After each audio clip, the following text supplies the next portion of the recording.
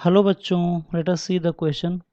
A balloon contains 500 meter cube of helium at 27 degrees Celsius and 1 atmospheric pressure. The volume of helium at minus 3 degrees Celsius temperature and 0.5 atmosphere pressure will be.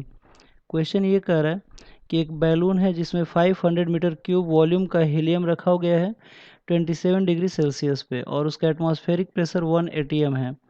तो फिर कह रहा है कि अगर इसका जो वॉल्यूम है वो क्या होगा अगर इसको -3 डिग्री सेल्सियस टेम्परेचर पे रखा जाए और एटमॉस्फेरिक प्रेशर इसका अगर पहले के मुकाबले आधा कर दिया जाए, यानी कि हाफ एटमॉस्फेरिक प्रेशर अगर रखा जाए। तो आइए देखते हैं इस क्वेश्चन का मेन की कॉन्सेप्ट क्या है। यहाँ पे 4 ऑप्शन भी दिया है, सही ऑप्शन का हमें चुनाव करना है। पहला ऑप्शन है 500 मीटर क्यूब, दूसरा ऑप्शन है 700, तीसरा है 900 और फोर्थ ऑप्शन है 1000 मीटर क्यूब। तो सबसे पहले की कॉन्सेप्ट में समझेंगे कि क्वेश्चन जो है वो किस कॉन्सेप्ट के ऊपर बेस्ड है।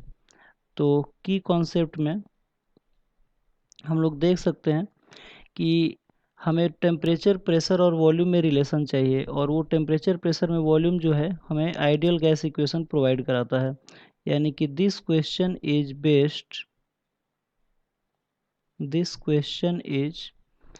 Based on ideal gas equation.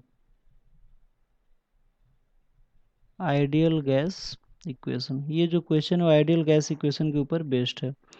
क्या होता है आइडियल गैस इक्वेशन? तो जनरली आइडियल गैस इक्वेशन जो होता है वो पीवी इक्वल टू nRT होता है। ठीक है, तो यहाँ पे नंबर ऑफ मोल सेम है और गैस कांस्टेंट भी सेम रहेगा, और P यहाँ पे प्रेशर है, V वॉल्यूम है, N नंबर ऑफ मोल्स है, R गैस कांस्टेंट है और T यहाँ पे टेम्परेचर है। तो हम लोग देख सकते हैं कि यहाँ पे क्या क्या गिवन है। ठीक है ना, तो सोल्यूशन में सबसे पहले हम लोग ये नोट कर लेते हैं कि यहाँ पे गिवन क्या क्या है। तो यहाँ पे हम लोग देख सकते हैं कि जो V1 है वो 500 दिया हुआ है, 500 मीटर क्यूब।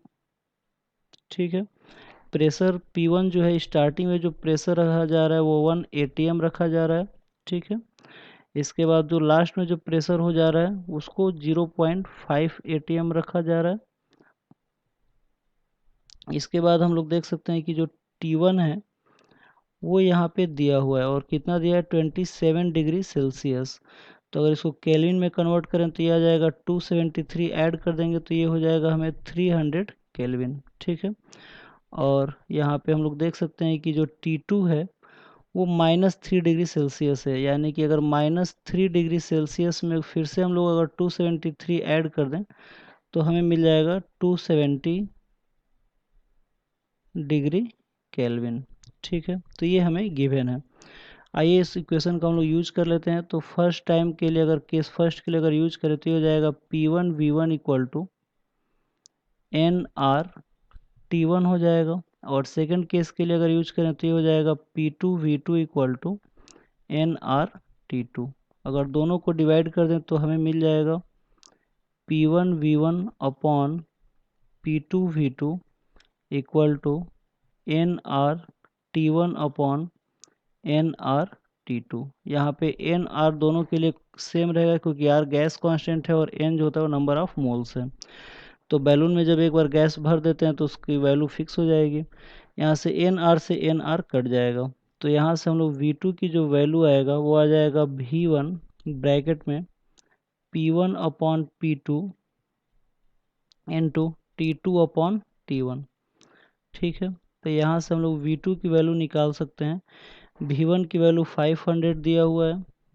ठीक है, P1 की जो वैल्यू है 1 है और P2 की वैल्यू 0.5 है, इंटू T2 की वैल्यू यहाँ पे 270 केल्विन हो जाएगा और T1 की वैल्यू 300 हो जाएगा।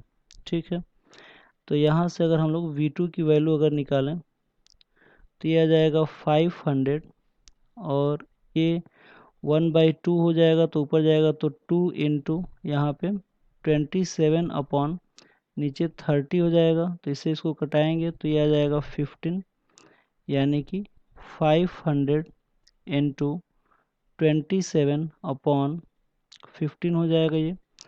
तो अगर इसको 5 से कटाएंगे तो ये 3 टाइम्स में कट जाएगा और ये हो जाएगा हमारा 100, और इसको घटाएंगे तो ये 9 टाइम्स में कट जाएगा, यानी कि 9 इंटू 100 यानी कि 900 मीटर क्यूब आ जाएगा। तो जो फाइनल वॉल्यूम है वो आंसर आ जाएगा हमारा 900 मीटर क्यूब। तो आइए देखते हैं इस क्वेश्चन का सही आंसर किस ऑप्शन में दिया हुआ है। तो देख सकते हैं आप लोग कि जो थर्ड ऑप्शन है उसमें 900 मीटर क्यूब दिया हुआ है, यानी कि इस क्वेश्चन का जो सही आंसर है वो हमारा 900 मीटर क्यूब होगा, थर्ड ऑप्शन सही होगा। तो आई होप आप लोगों को ये क्वेश्चन समझ में आया होगा। Thank you very much, good luck.